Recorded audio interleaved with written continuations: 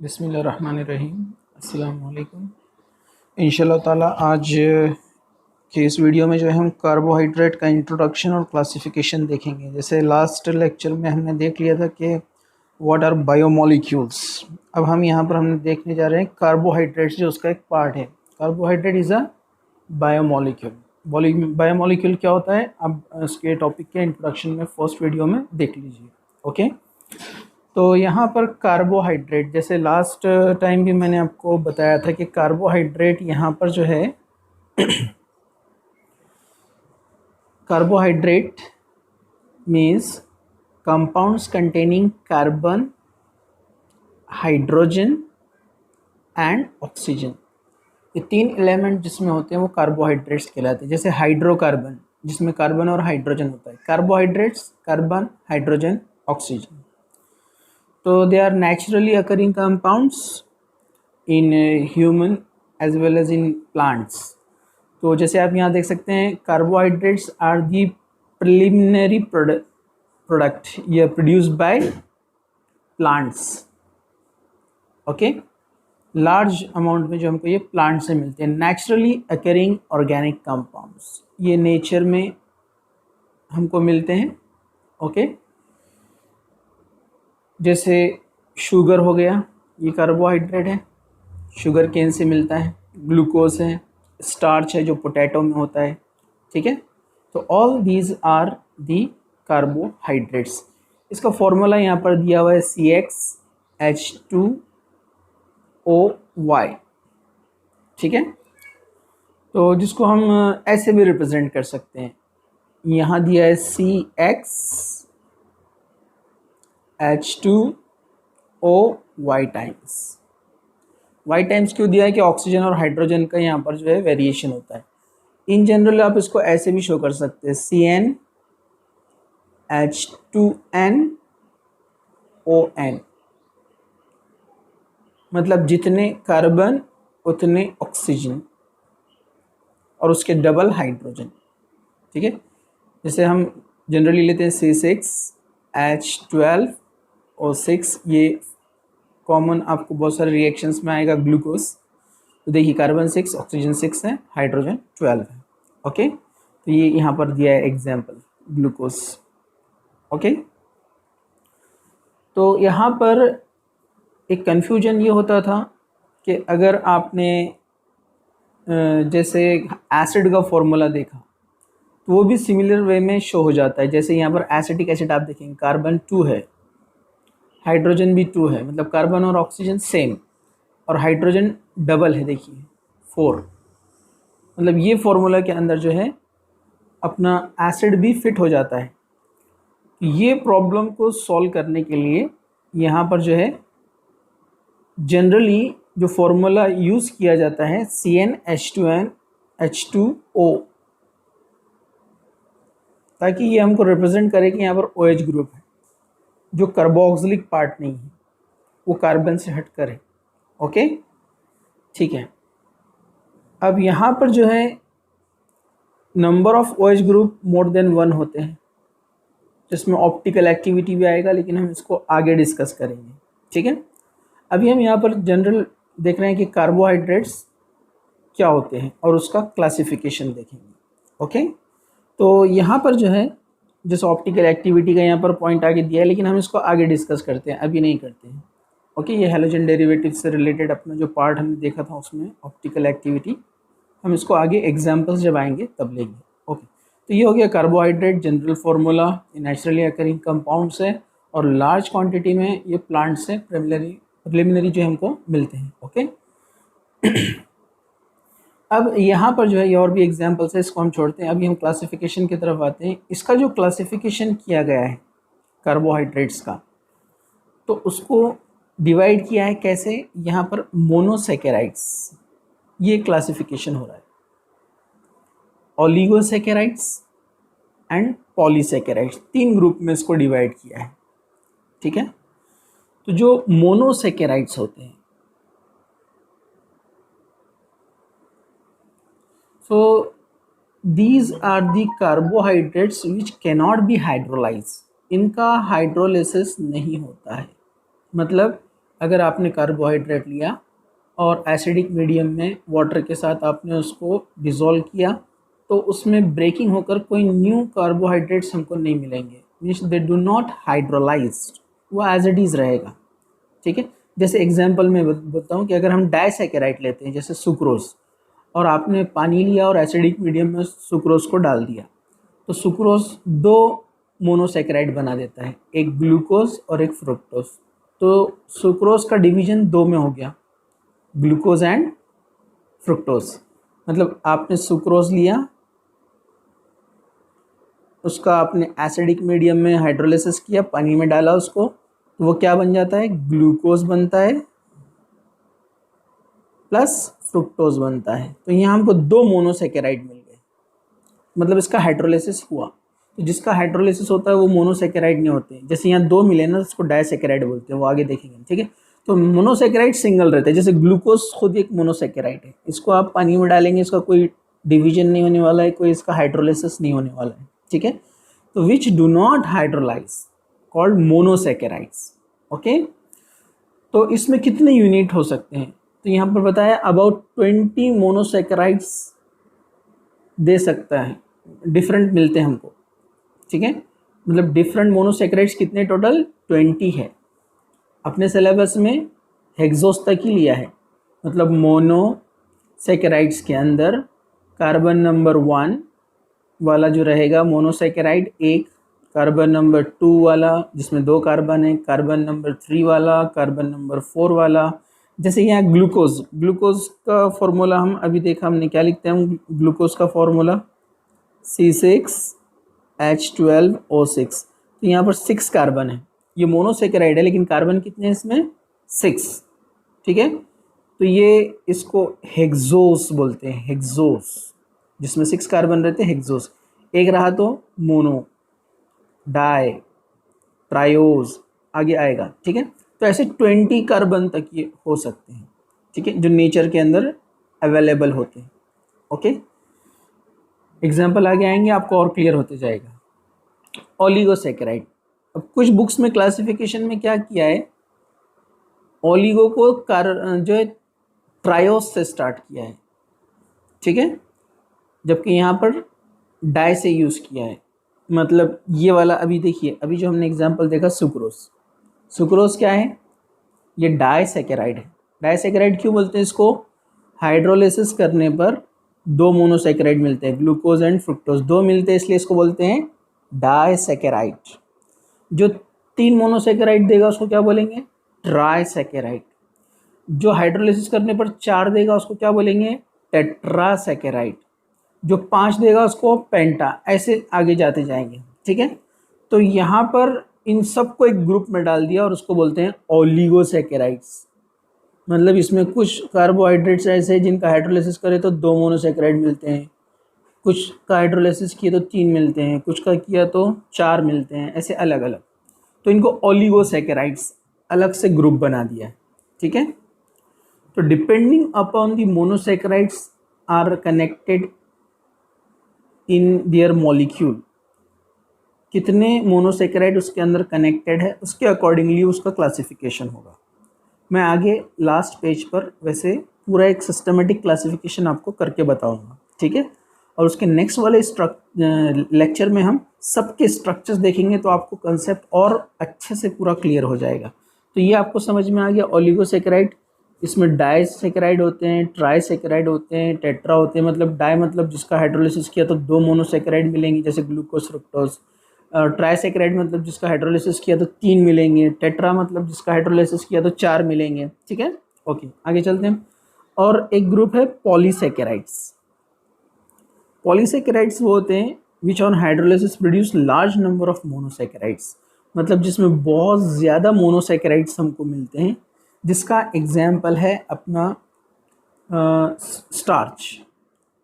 अगर स्टार्च का आपने हाइड्रोलिसिस किया तो एन टाइम मैनी बहुत सारे अपने को ग्लूकोज मिलेंगे, एन टाइम C6H12O6 मिलेंगे अपने को, एन टाइम मतलब बहुत सारे। ठीक है, तो जो लार्ज क्वांटिटी में मोनोसैकेराइड्स प्रोड्यूस करता है हाइड्रोलिसिस करने पर उनको बोलते हैं पॉलीसैकेराइड। तो स्टार्च, सेल्यूलोज, ग्लाइकोजीन, गर्ब्स, ये सब इसी के अंदर आते हैं, ठीक है। ओके, तो एक जस्ट एक यहाँ पर जो है इंट्रोडक्शन यहाँ पर हुआ है, ठीक है। यहाँ एक पॉइंट दिया हुआ है, कहीं आप ये नहीं समझना कि मैं उसे छोड़ दे रहा हूँ, ये आगे आएंगे पॉइंट। देखिए, all these carbohydrates which reduces Fehling solution and Tollens reagent they are referred as reducing sugar. ये टॉलेंस टेस्ट और फेलिंग टेस्ट एक टेस्ट होती है जो अल्डिहाइड ग्रुप देता है और कुछ कीटोन देते हैं, सभी नहीं, कुछ कीटोन। तो ये कार्बोहाइड्रेट्स के अंदर अल्डिहाइड और कीटोन दो मेन फंक्शनल ग्रुप है जितने भी कार्बोहाइड्रेट्स हम पढ़ेंगे। तो जो कार्बोहाइड्रेट्स फेलिंग सोल्यूशन के साथ या टॉलेंस रिएजेंट के साथ पॉजिटिव टेस्ट देता है, रिएक्शन देता है, तो उन कार्बोहाइड्रेट्स को बोला जाता है रिड्यूसिंग शुगर्स। वो कौन से होते हैं आगे आए। ओके, चलिए आगे चलते हैं। अभी थोड़ा सा आपको कन्फ्यूजन होगा क्योंकि पूरा थ्योरेटिकल पार्ट दिख रहा है, कोई ट्री डायग्राम क्लासिफिकेशन आपको नहीं दिखा है। आगे मैं आपको बताऊंगा तो अभी आपको और अच्छे से समझ में आ जाएगा। ये वाला पार्ट हम छोड़कर हम डायरेक्ट इधर आगे आते हैं और यहाँ से एक्सप्लेन करना शुरू करते हैं। आपको अभी अच्छे से यहाँ पर समझ में आने लगेगा, ठीक है। तो ये देखिए, हम शुरुआत ऐसे करते हैं, कार्बोहाइड्रेट्स।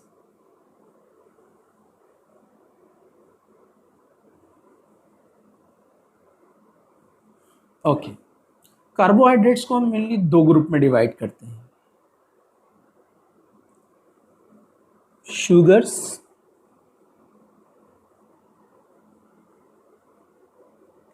Non sugars. शुगर्स और नॉन शुगर्स, इनकी क्या प्रॉपर्टीज है।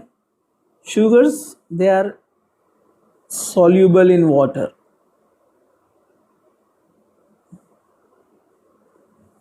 जो नॉन शुगर रहते हैं इनसॉल्यूबल इन वाटर।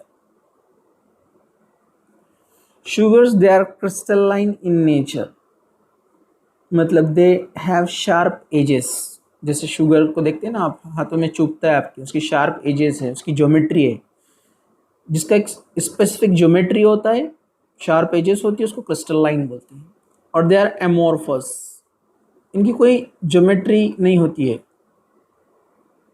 जैसे आलू आप ले लेंगे, टोमेटो और सॉरी आलू अपना पोटैटो को आप लेंगे हाथ में, कोई शार्प एजेस नहीं है, अमोर्फस नेचर है उसका, ठीक है। वैसे यहाँ अमोर्फस रेफर करते हैं हम किसको, टेल्कम पाउडर जैसे जो होते हैं उसमें भी शार्प एजेस नहीं है। तो अमोर्फस में भी डिफरेंट टाइप्स है फिर, ठीक है। तो इसकी कोई ज्योमेट्री नहीं होती है। Okay, they are sweet in taste, जो शुगर्स होते हैं they are sweet in taste and they are the tasteless, इसमें कोई टेस्ट नहीं होता है, ठीक है। ओके, तो ये शुगर्स और नॉन शुगर्स हो गए। अब यहाँ पर शुगर्स में दो ग्रुप लिया गया है, शुगर्स में दो ग्रुप हम यहाँ पर ले रहे हैं, मोनोसैकेराइड्स, अभी बताया मैंने आपको, मोनोसैकेराइड्स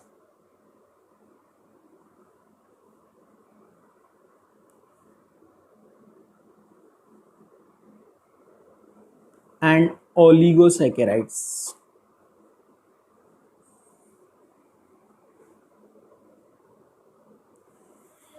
मोनोसैकेराइड एंड ओलिगोसैकेराइड। तो मोनोसैकेराइड में मैंने आपको डायरेक्ट बता दिया था ग्लूकोज वगैरह, लेकिन इसमें भी दो ग्रुप और होते हैं मोनोसैकेराइड्स में। इसका सबसे पहले तो आपको समझ में आ गया मोनोसैकेराइड क्या है, which do not hydrolyse, which do not hydrolysed. Okay, they on hydrolysis produces 2 to 10 monosaccharides. ये 2 से 10 तक मोनोसैकेराइड दे सकते हैं ऑन हाइड्रोलिसिस। ओके, अब यहाँ पर मोनोसैकेराइड को और दो ग्रुप में डिवाइड किया गया है, अल्डोजेस, कीटोजेस। जिसमें अल्डिहाइड ग्रुप रहेगा उनको हम बोलेंगे अल्डोजेस, जिसमें कीटोनिक ग्रुप रहेगा उसको हम बोलेंगे कीटोजेस। ओके, मैं इनके यहाँ पर नेम आज बता रहा हूँ, कल इसके स्ट्रक्चर्स बताऊंगा मैं आपको, ठीक है। ओके, तो अल्डोजेस में जैसे आते हैं ट्राइग्लिसरल्डिहाइड, ये नेम्स आप लर्न कर लेना है, ट्राइग्लिसरल्डिहाइड। ओके, इधर रहता है डायड्रॉक्सीकीटोन,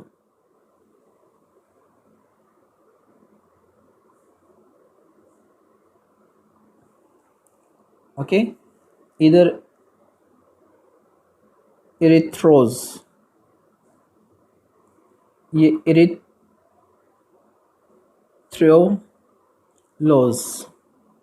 इधर राइबोज, इधर राइबोलोज, ग्लूकोज, फ्रुक्टोज, इसमें कार्बन नंबर 3 है, इधर भी कार्बन 3 है, इधर कार्बन 4 है, इसमें भी कार्बन 4 है, इधर कार्बन 5 है, इधर कार्बन 5 है, इधर कार्बन 6 है, इधर कार्बन 6 है। आमने सामने देखिए कार्बन नंबर सेम है, सिर्फ डिफरेंस क्या रहेगा, इधर एल्डिहाइडिक ग्रुप प्रेजेंट रहेगा, इधर कीटोनिक ग्रुप प्रेजेंट रहेगा। उधर ओलिगोसैकेराइड्स, ओलिगोसैकेराइड्स में डायसैकेराइड्स,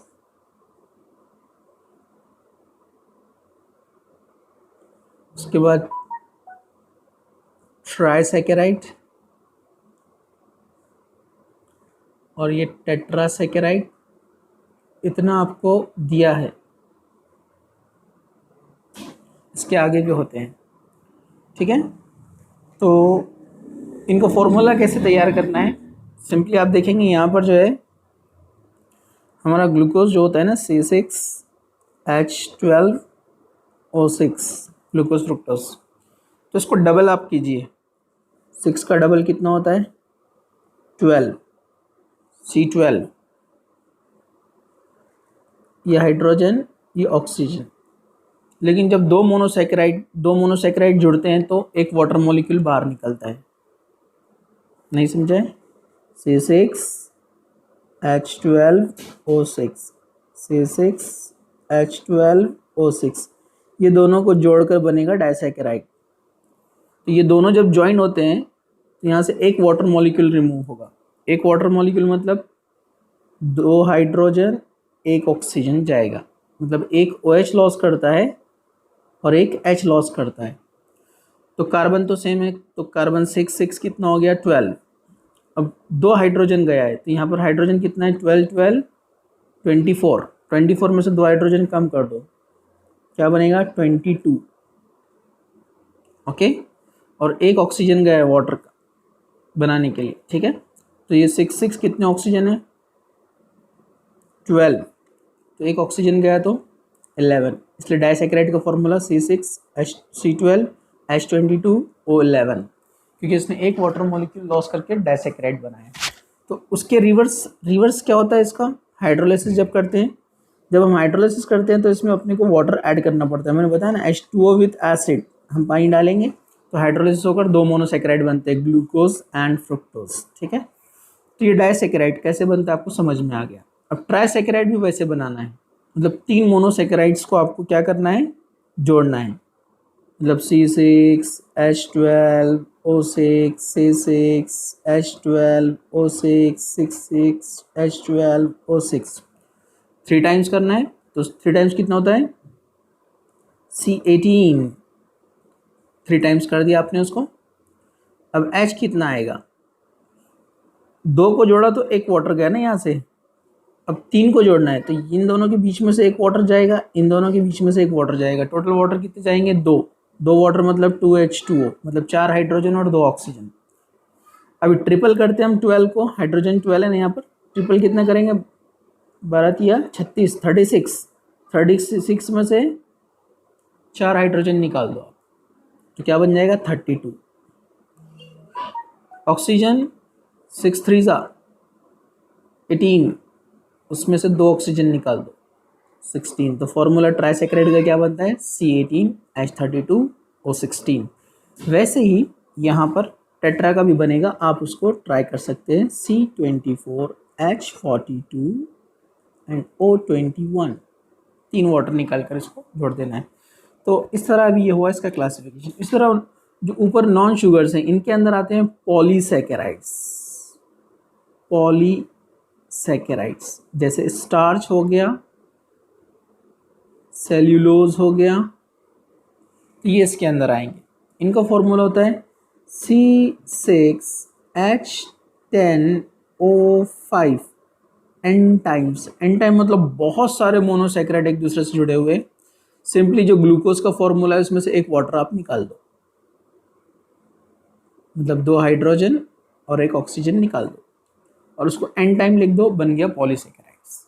ओके, नेक्स्ट लेक्चर में हम देखते हैं इनके स्ट्रक्चर्स, मतलब ये पूरे अल्डोजेस, पूरे कीटोजेस, डाइसैकेराइड्स, फिर ट्राई, टेट्रा, फिर पॉलीज के अंदर हम पूरे स्ट्रक्चर्स अभी 1 बाय 1 देखेंगे, जिसमें स्पेशली अपना रहेगा ग्लूकोज एंड फ्रुक्टोज इम्पॉर्टेंट। उसको और डिटेल में हमको बाद में देखना है, तो इसलिए आप ये वीडियो देखने के बाद ही स्ट्रक्चर वाला देखिए तो आपको क्लियर होगा। ओके, तो जैसे मैंने बताया था क्लासिफिकेशन के बाद मैं आपको बताता हूँ। इस तरह से यहाँ तैयार होते हैं ट्रायोस, 3 कार्बन हैं, टेट्रोस, पेंटोस, हेक्सोस, हेप्टोस। ठीक है, जो हमने बताया ना वही था। स्ट्रक्चर्स हम देखते हैं इंशाल्लाह नेक्स्ट लेक्चर में। Okay, thank you.